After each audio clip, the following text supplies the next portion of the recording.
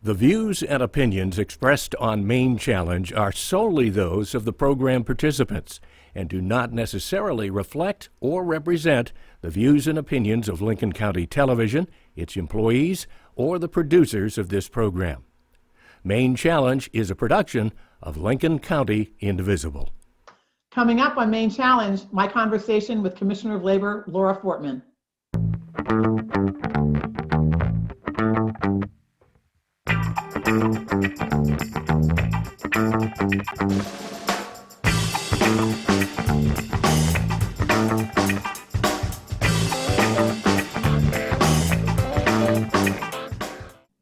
Welcome to Maine Challenge. We are so excited this week to have as our guest Commissioner of Labor here in Maine, Laura Fortman. I am so grateful to have Laura with us today, and I am more grateful that Laura and I have been in the trenches working together for almost 40 years, since we were two. And she started her work in the domestic violence movement. She worked for the Maine Women's Lobby for a long time. She was the Commissioner of Labor under John Baldacci for a time. She went to work for the Wage and Labor Division in the federal government. She was the head of the Frances Perkins Center, which we'll come back to. And she is now the Commissioner of Labor, in charge of all things fair in the labor market, wages, unemployment, everything that has to do with your job. Laura is involved in it. So Laura, thank you so much for being with us and welcome to the Maine Challenge. Oh, thank you so much, Betsy. It's such a pleasure to be here with you. And as you said, we've been working together for close to 40 years. But you described the work much better than I could and much shorter than I did, which is basically if it has anything to do with somebody's job, the Department of Labor is probably involved in some way. Yes, and I know that you carry in it your former role as captain of the women. And so, so I think that we all feel good that you're there about that. So Laura, I know it's been an incredibly difficult, challenging time for everyone going through COVID. But one of the first things that happened, obviously, was people lost their jobs, businesses were losing workers, trying to stay safe. Tell us a little bit about how it's going, how you're feeling. It seems certainly that things have evened out. I know you were just smashed with thousands and thousands of unemployment claims and had to staff up and all of that. So tell us how it's going now. Where are you now? Sure. Well, I think in order to understand where we are now, we also do have to just spend a minute looking at what you described in very top line. I mean, from February to April, we lost 105,000 jobs. So, and it was almost overnight. As you had said, I served as labor commissioner during the Baldacci administration. We went through the Great Recession then. I swear it has nothing to do with me being in these positions. But one of the big differences was that with the Great Recession, there was a gradual downturn and there was time to prepare. This time it was almost overnight. So it was not just an influx of a dramatic increase in the number of people who desperately needed benefits, but also many folks, because the economy has changed, were not eligible for traditional unemployment insurance. Yes. And so all of those people that we think of as, gig workers or self-employed are left out of the basic social safety net program that unemployment is. And so having to address that, Congress did take some action, did take time to ramp up, but it pointed out some significant gaps in policy. Right. So if that's the silver lining, let me just say that I know that so many, and you had to staff up unbelievably fast in a time when people weren't that excited about coming into work or weren't able to come into work because of COVID. So it just is I think it's very challenging. But I want to go to the point that you just said, which is COVID has sort of laid bare, I think, a number of those gaps in a lot of areas, but certainly in terms of employment. And I think, you said already the number of gig workers, the number of self-employed people. What other gaps did you notice, have you seen that like COVID has said, oh my God, like, whoa, we have to do something about this. This is really one of the other gaps, in addition to just not having any protections, were the protections that we had in place adequate to meet the needs? Was the basic level of unemployment insurance enough for folks? Congress took some significant actions by expanding federal programs to people who were self-employed gig workers. They also recognized that across the country, the amount that someone would receive in unemployment insurance, it was always intended to be a partial wage replacement, but it fell significantly below what someone would need to survive. So they included a federal pandemic unemployment compensation. So that was that plus up of $600 to just try to get people by. That only lasted until July. And then when Congress acted again in December, that plus up is now $300. But I think it pointed out that not only is it a partial wage replacement, but it's raising the question of whether or not it is adequate if people are losing their jobs. The other thing that we're seeing is that it's what economists are calling a K-shaped recovery. So you have that dramatic drop, and then the people who are in low wage jobs are in the bottom part of the K, and the people who are in jobs where you can work remotely and are paid better are in that upper part. So we're seeing a very different recovery for people who have positions that you're able to work remotely in, and for those folks who do that direct facing work that we count on so much. Yeah, well, that's interesting. And, at the top of that K, I mean, one of the things that I know sticks in my craw, and I'm sure it does in yours too, that we have people at the very top of that K making billions of dollars in profits off of the pandemic at Amazon and other places. And that is not filtering down to the workers that are at the bottom of the K. And so that's a continual frustration. But let me ask, so some of those things that we're realizing about the inadequacy, the inadequate amount of pay, the inclusion of self-employed and gig workers in this, what do you think the chances are, Laura, that those are going to stay, or there's going to be any impetus to actually make those permanent fixes in the system? Well, I think in order for them to be permanent, one of the challenges is that unemployment insurance is a federal-state partnership, and some of those programs really need to happen at the federal level. I think there's more conversation about how do you make both policy changes to unemployment at the federal level, as well as how do you make sure that the technology pieces are in place in order to respond more quickly. So I think that there's a lot of discussion happening, and this is the first time I've heard that level of discussion we heard it briefly during the Great Recession and then it disappeared. I think there's more energy behind it now to look at those fundamental changes. Oh, good. I hope so, because I think that certainly the people on the receiving end, it's very frustrating. First week they got the $600 bump, then they got nothing. Then the state stepped in with $300. Now the feds are stepping in with potentially another $300. So I think it's a little, it's very disconcerting as someone living on a budget. And one of the things that I'm curious about how you can help, or how you help legislators at the state level and even at the federal level understand. It seemed to me that as someone who is self-employed, when I talked to the congressional delegations about how long it took for that, for us to wait, and people kept saying they're going to have to live on their savings. I was like, do you know who's self-employed? Because we don't have a lot of savings put away. It just felt like that the policymakers in Washington were really, most of them, not all of them, but many of them, out of touch with how people really are living their lives. And I don't know how we, in what way can you, as a Commissioner of Labor, help to sort of paint that picture of what it's like for people on that bottom end of the K? I think that there's more conversation than has ever happened before, because also, like, typically in a recession, you may have different parts of the country that are hit harder than other parts of the country.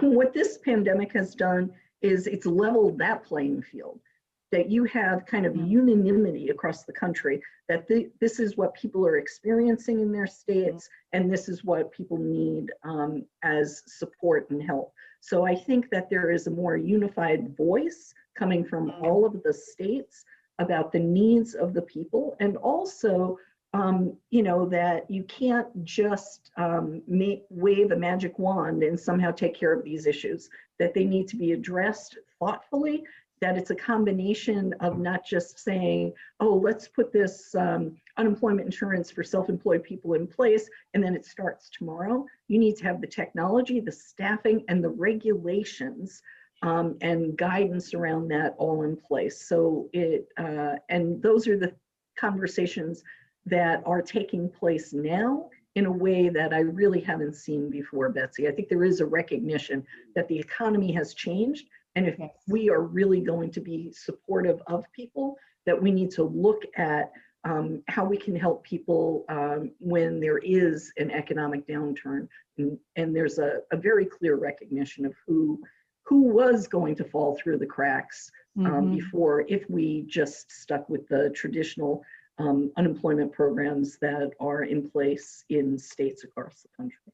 Okay, well, that's promising, that there's going to be some of that recognition. Because I think that in addition to sort of who's working, and I want to talk a little bit more about that, but is also, there's huge changes now. I think there's going to be huge changes after COVID in how we work, right? The number of people who are going to work from home, the flex time, things that you and I fought for years ago, now seem to be not just a matter of course, but I think some businesses are finding that this is actually more productive for their people. Are you seeing that? Are business owners talking to you about that at all? Yeah, I think they're talking about a couple of things. One is that we do have the Maine Job Bank, and we list jobs that are available, and there are about 14,000 jobs on there now. And employers are really looking at how can we recruit people. And so we're working with them to highlight those very things that you talked about, because many employers are either offering flex time, or the flip side of that is predictable scheduling, because you may want it one way or the other. Either you need the ability to flex it, or you need the ability to plan what your work is going to look like. So depending on your situation, you may really want to know that you're working Monday, Wednesday, and Friday during certain hours, so that you can make sure that you've got childcare, and and you can't have a lot of fluctuation in there. We're also, employers who are emphasizing the safety precautions that they're taking and their workplace, so that the workplace is appropriately recognizing the health, possibilities and protecting against COVID, are better able to recruit employees who are concerned about those health concerns, and employers who are able to say that they provide flexibility to work from home are also having better luck recruiting. And we're doing job fairs that way too. We're doing virtual job fairs. We're doing drive-through job fairs. Employers are adapting, and employees are as well. Wow.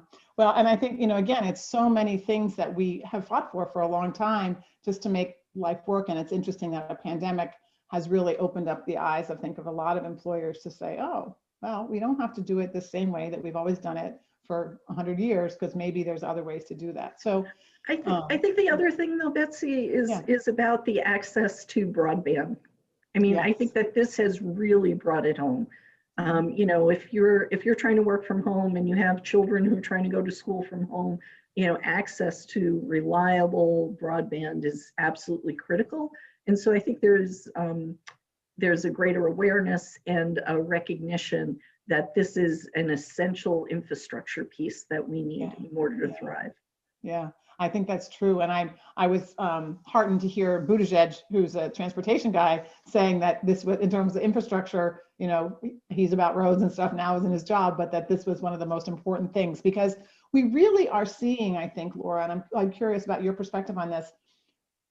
It seems like the economy just continues to divide further and further, with a whole swath of people in the service economy, a whole swath of people, whether they're direct care workers for healthcare, or they're retail workers, or they're hourly workers, and then this whole other, the top of the K folks. And it seems like in the middle, there's not a lot going on. So it seems like we either have to figure out how to lift up the people at the bottom of the K, or create new things, or so what are you seeing as you look towards the future in terms of the kinds of jobs that you're hoping for Maine to attract or keep here?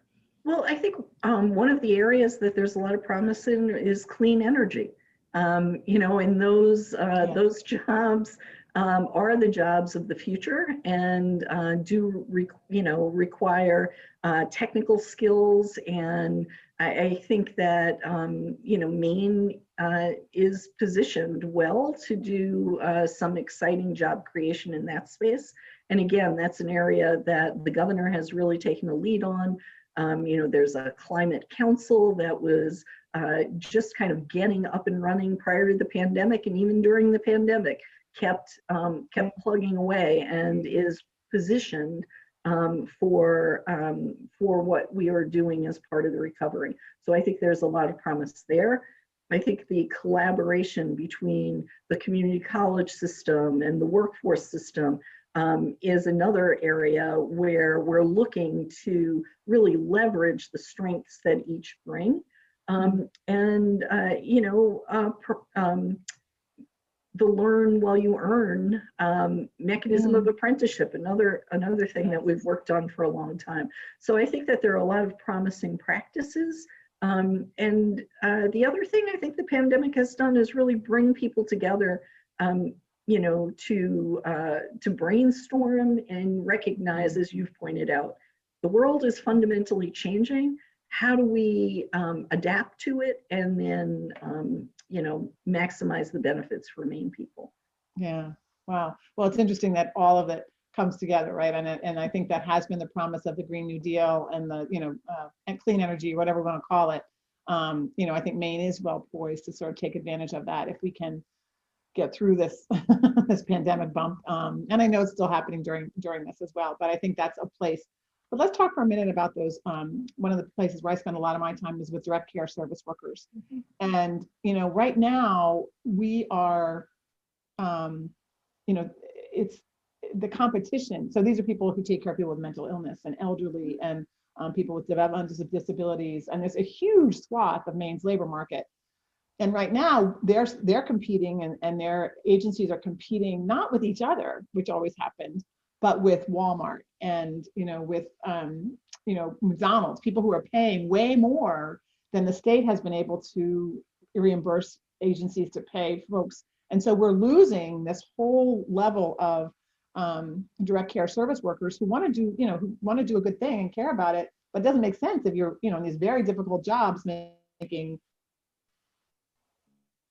an hour, and you can McDonald's and make $17 an hour, so it's like, do you see any way that we can start to change the narrative and start to recognize, as essential workers, like we know who essential workers now, is there going to be any push to try and up the wages and up the experience for those essential workers?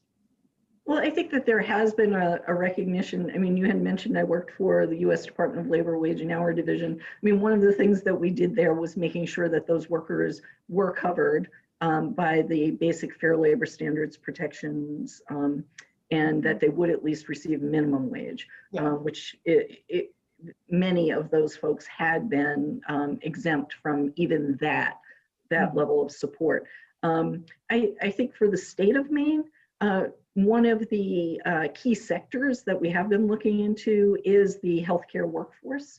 The Department of Health and Human Services has hired a workforce coordinator specifically to look at healthcare workforce, and she's working very closely with the folks in the public workforce system to come up with a plan, because again, it's not a one stop, it's not one step that you take. Thing, it's multi-pronged that you have to do. It's how do you recruit people? How do you make sure that these jobs are not only essential, as you said, which we recognize, but also are quality jobs. And quality means different things to different people, but how do you put that package together?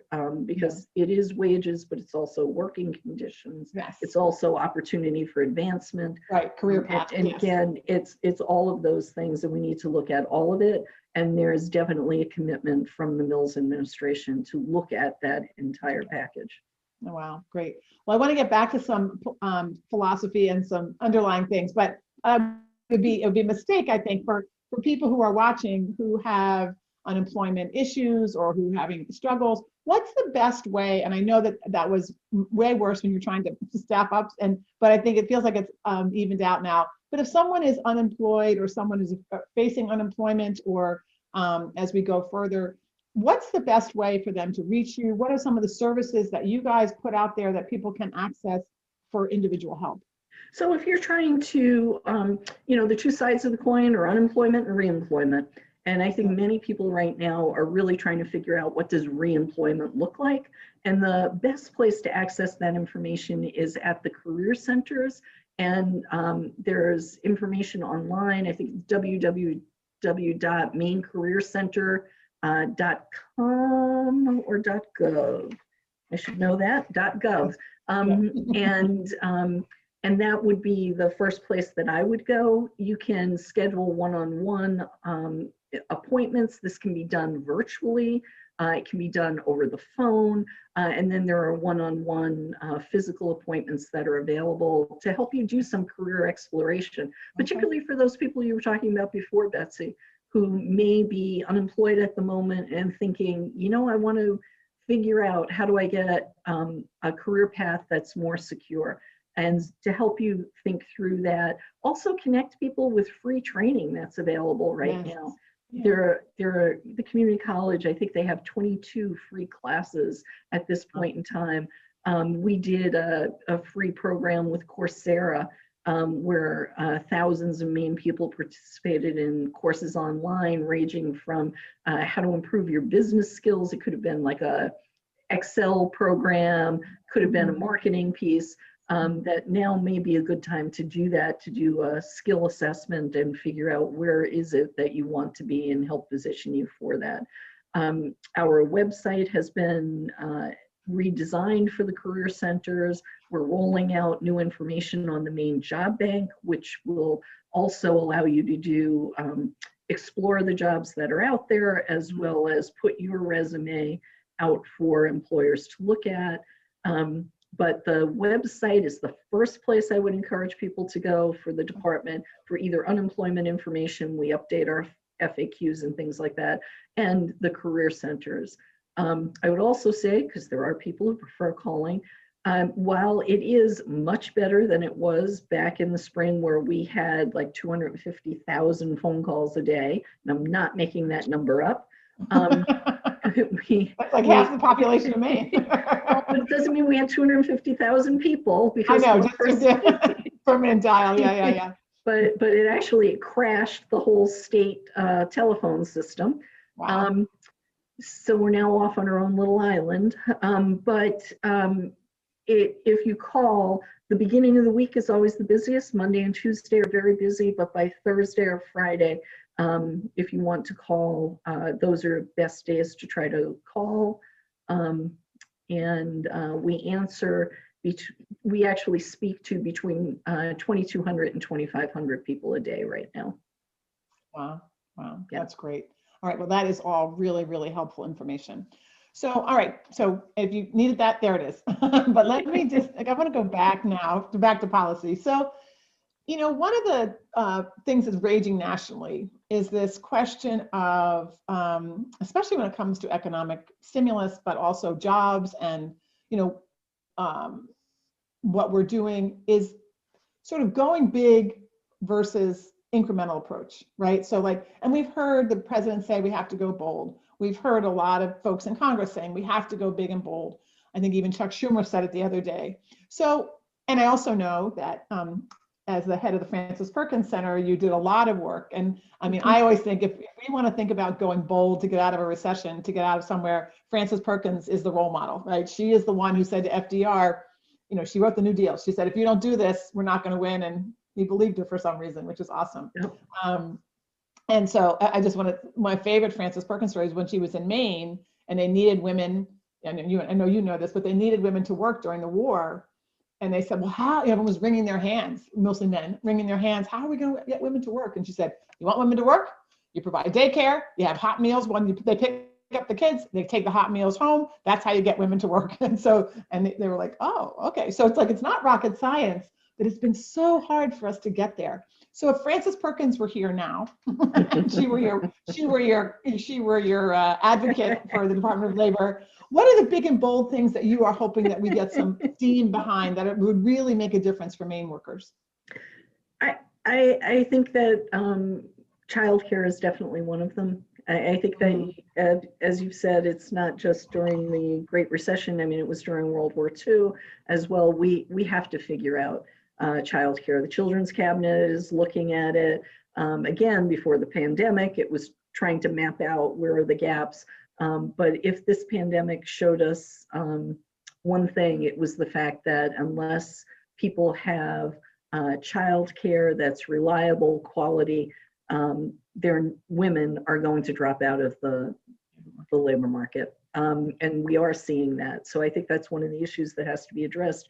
Again, Frances Perkins was trying to deal with it from a national level, which on some, in some ways is more challenging, and in other ways, if you're going to make those big, bold policy changes, you have to have a national partner and platform. Yeah, and because I mean, the childcare comes from both for the parents who need it and the women who need it, but also for the childcare workers who are those essential workers who have not been valued enough to get paid enough to have people stay and have a career path in those fields. So it's the perfect storm, perfect juggernaut that we have to fix. So yeah, that's a big one. And paid leave. What about paid leave? I mean, I'm hearing that on the federal level, there is interest in that as well. You know, there has been, I think, Betsy, you were at the women's lobby when Maine passed the Family Medical Leave Act. Yeah, and so, you know, that's unpaid, job protected leave, which was a huge leap forward. You know, people have been trying to transition into some sort of paid leave program in Maine now for, you know, at least 20 years. And I think that too is one of those bold ideas that the pandemic has illustrated the need for, and also the necessity of, I think, some federal leadership on that issue from states that are fairly small states like Maine. Most of the states that have been able to implement paid leave programs on a state level have been able to build on temporary disability insurance programs that they already had in existence. So, but I think those are all issues that people are excited about and trying to figure out answers to. Yeah, which is awesome. So, and it's unbelievable, but we are at the end of our time. Laura, you and I could chat forever.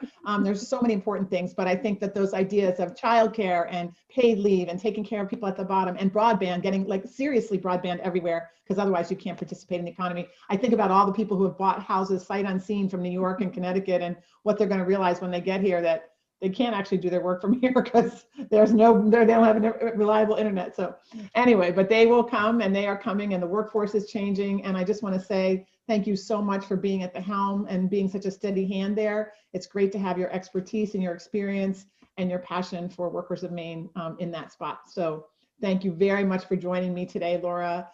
Thank you all for watching the Maine Challenge. And if you have issues, go to their website, and Laura is one of the most transparent and responsive people I know. So we are in very good hands, even as we struggle through this very difficult time. So thanks, Laura, for being with us. Thank you, Betsy.